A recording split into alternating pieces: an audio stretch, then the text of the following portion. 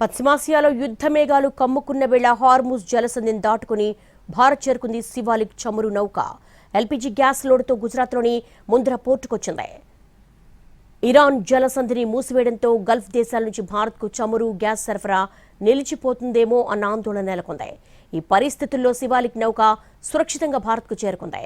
ఖతార్లోని Ross Laffan నుంచి 40,000 టన్నుల ఎల్పీజీని మోసుకొచ్చింది. గుజరాత్లోని ముంద్రా పోర్టులో గ్యాస్ అన్లోడింగ్ ప్రక్రియ ప్రారంభమైంది. ఇది దేశీయ గ్యాస్ అవసరాలకు ఎంతో కీలకం కానుంది.